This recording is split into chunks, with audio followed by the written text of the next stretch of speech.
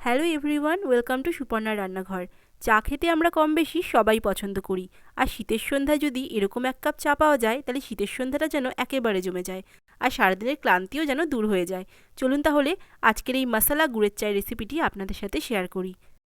চা বানানোর জন্য আমি 2 কাপ পরিমাণ জল নিয়ে নিয়েছি। এখন জলটাকে গরম করে নিয়েছি। জলটা গরম হওয়ার পর দিয়ে দিলাম 2টো থেতো করে রাখা এলাচ, আর দিলাম 2টো তেজপাতা। এখন দিয়ে দিলাম কিছুটা আদা। আপনারা যদি গোলমরিচের ফ্লেভার পছন্দ করেন সেক্ষেত্রে গোলমরিচও দিয়ে দিতে পারেন। এখন দিলাম স্বাদ অনুসারে গুড়। মিষ্টিটা অবশ্যই পছন্দ অনুসারে বাড়িয়ে কমিয়ে নেবেন। এখন সব কিছু খুব ভালো মতো ফুটিয়ে নেব। খুব ভালো মতো ফুটে যাওয়ার পর এখন আমি দিয়ে দিলাম চা। আমি 3 চামচ পরিমাণ চা দিয়ে দিয়েছি। এবার খুব ভালো করে আবারও ফুটিয়ে নেব। 2 কাপ জল যতক্ষণ 1 কাপ জলে পরিণত হবে ততক্ষণ পর্যন্ত ফুটিয়ে নেব। এতে লিকারটাও খুব সুন্দর বেরোবে।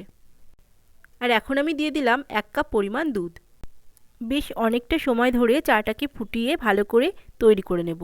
যত ভালো করে ফোটানো যাবে চায়ের কালারটা ততটাই ভালো আসবে। এই চাটা খেতে খুবই ভালো লাগে। এর মধ্যে যেহেতু বিভিন্ন রকমের মশলা রয়েছে সব কিছুরই একটা সুন্দর ফ্লেভার পাওয়া যায়। সারাদিনের ক্লান্তি একেবারে নিমিষে দূর হয়ে যাবে এই চাটা খেলে। বাড়িতে একবার তৈরি করে নিন এই চা। শীতের সন্ধ্যায় এরকম চায়ের রিকোয়েস্ট বারবার আসবে।